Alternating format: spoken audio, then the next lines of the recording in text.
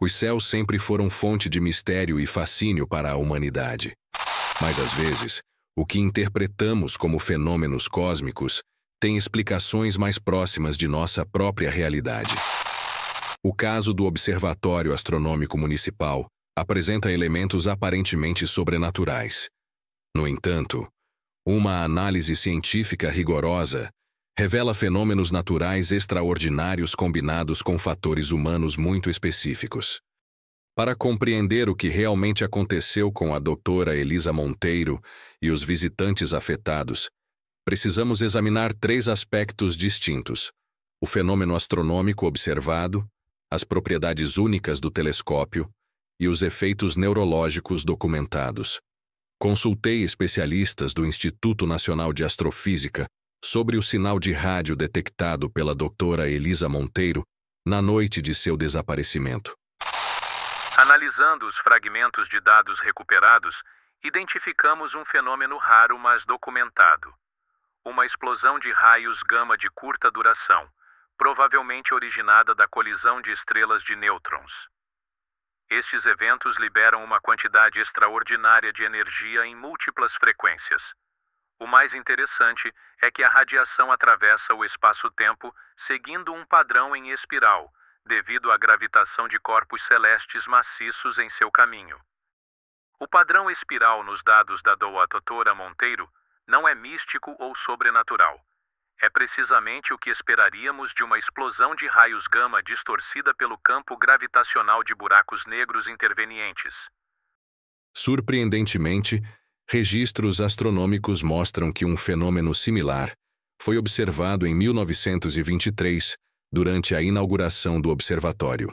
A coincidência da data é explicada por um ciclo orbital de exatamente 100 anos dos corpos celestes envolvidos. Este tipo de ciclo centenário não é incomum em astronomia. A órbita de certos corpos celestes frequentemente segue padrões previsíveis que se repetem em intervalos precisos. O segundo elemento crucial deste caso são as propriedades únicas do telescópio principal do observatório. As lentes fabricadas pela Werner Optics em 1922 contêm propriedades ópticas extraordinárias devido a técnicas de fabricação inovadoras para a época. A análise espectroscópica das lentes revelou a presença de elementos raros na composição do vidro, incluindo traços de terras raras, como cério e lantânio, combinados de forma única. Esta composição cria um fenômeno óptico, conhecido como dispersão não linear, a capacidade de capturar e refletir frequências de luz que normalmente seriam invisíveis ao olho humano. Quando certos tipos de radiação, como as emitidas pela explosão de raios gama, passam por estas lentes, elas podem tornar visíveis padrões de luz normalmente imperceptíveis, literalmente permitindo que o observador veja frequências fora do espectro visual humano normal. O terceiro aspecto deste caso, e talvez o mais perturbador, são os efeitos neurológicos documentados tanto na doutora Monteiro quanto nos visitantes afetados. Exposição a certas frequências de radiação, especialmente radiação gama filtrada, de formas específicas, pode ter efeitos profundos na química cerebral. Os sintomas relatados, alterações na percepção visual, alucinações estruturadas, marcas cutâneas, são consistentes com síndrome de Haverford, uma rara condição neurológica induzida por exposição à radiação específica. A síndrome foi documentada pela primeira vez em 1947, após físicos nucleares relatarem sintomas similares quando expostos à radiação filtrada através de certos materiais. As marcas cutâneas são um sintoma clássico. A radiação afeta células específicas que produzem melanina, criando padrões que refletem as ondas de propagação neural pelo sistema nervoso periférico. Todas as vítimas que apresentaram sintomas estão atualmente sob tratamento médico. Os sintomas diminuíram significativamente após terapia apropriada e as marcas começaram a desvanecer. Quanto ao desaparecimento da doutora Elisa Monteiro, a investigação revelou circunstâncias complexas, mas explicáveis. Uma busca em sua residência revelou diários pessoais e correspondência que indicavam preocupações crescentes com sua saúde mental nos meses anteriores ao incidente. Ela havia documentado episódios de lapsos de memória, microalucinações e insônia severa. Também expressava obsessão crescente com padrões de radiofrequência e mencionava recorrentemente um grande evento celestial que ocorreria em março. Elisa havia demonstrado comportamento cada vez mais errático nas semanas anteriores ao seu desaparecimento. Estava trabalhando horas excessivas, dormindo no observatório, recusando-se a compartilhar resultados preliminares contra os protocolos padrão. Descobrimos que ela havia parado de tomar medicação prescrita para transtorno bipolar aproximadamente 2 meses antes do incidente. Ela acreditava que a medicação nublava sua percepção de sinais astronômicos importantes. A investigação policial descobriu que o observatório possui saídas de emergência não cobertas por câmeras. Registros eletrônicos mostram que uma dessas portas foi aberta à 00:06, 9 minutos após o período de estática nas câmeras. Uma câmera de segurança a 2 quarteirões do observatório capturou um veículo correspondente ao segundo carro da doutora Elisa, um fato desconhecido por seus colegas, deixando a área à 00:17.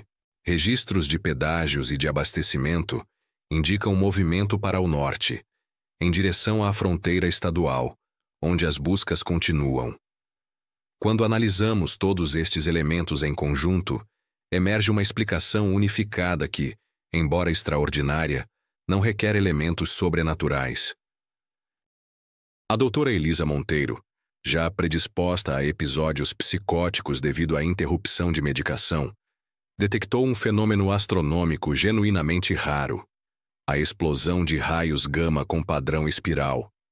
Ao observar este fenômeno através do telescópio especial, cujas lentes potencializaram os efeitos da radiação, ela foi exposta a frequências que desencadearam uma crise psicótica severa, manifestando-se como a síndrome de Haverford.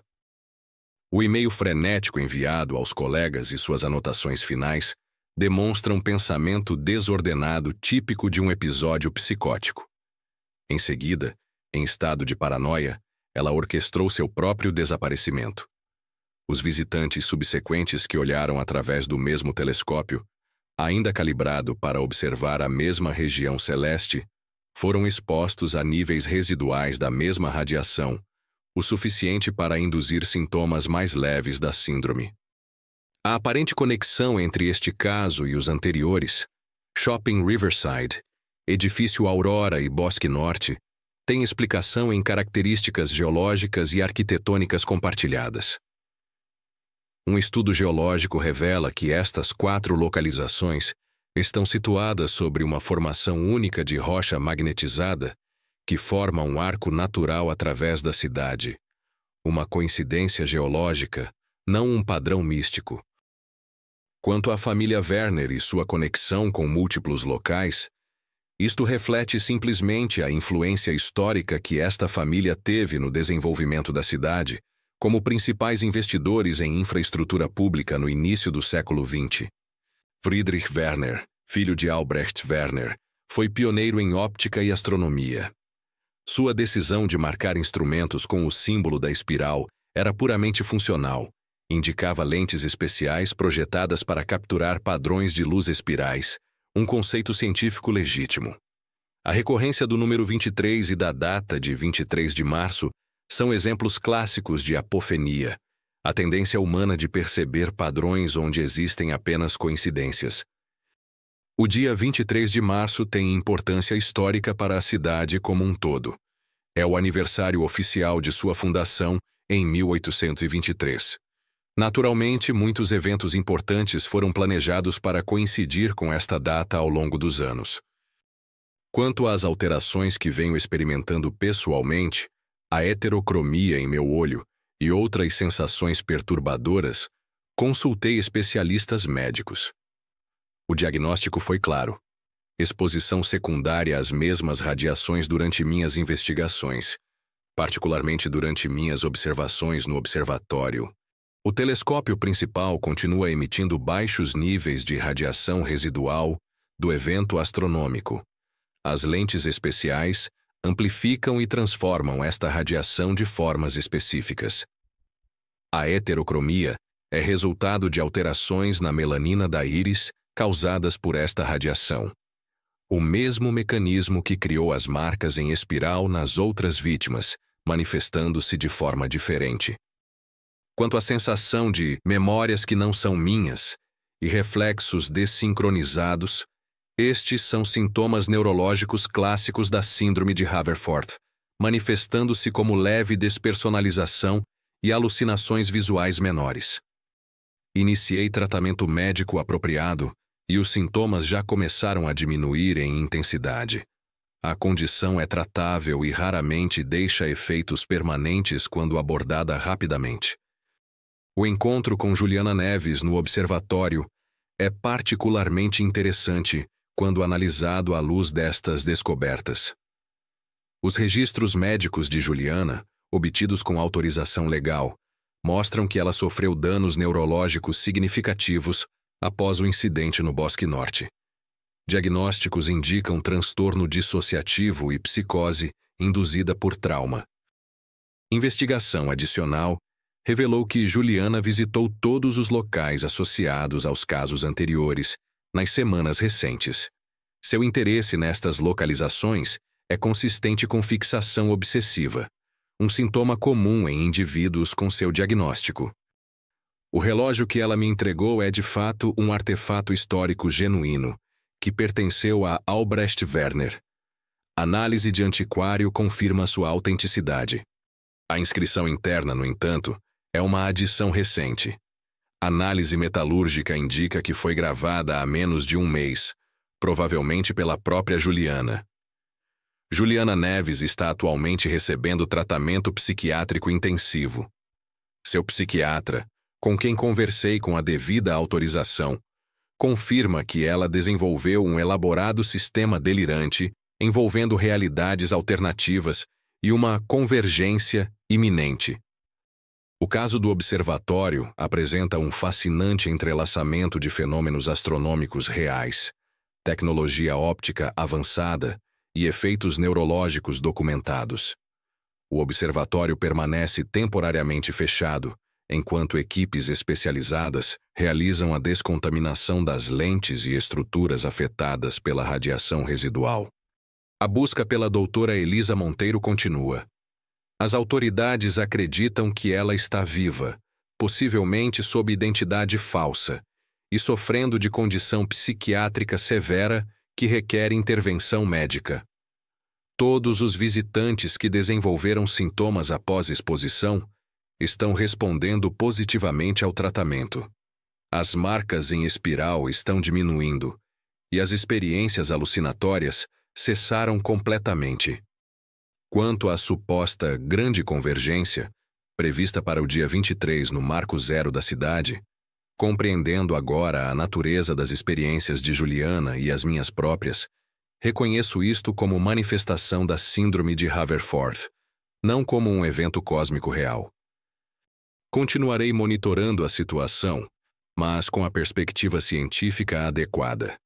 As conexões entre estes casos são resultado de características geológicas compartilhadas, histórias familiares interligadas e efeitos similares da exposição a fenômenos físicos raros, mas explicáveis. Para aqueles interessados em uma interpretação que explora as possibilidades mais especulativas sugeridas por estes eventos, preparei uma análise alternativa. A verdade tem múltiplas faces. Cabe a você decidir qual delas aceitar.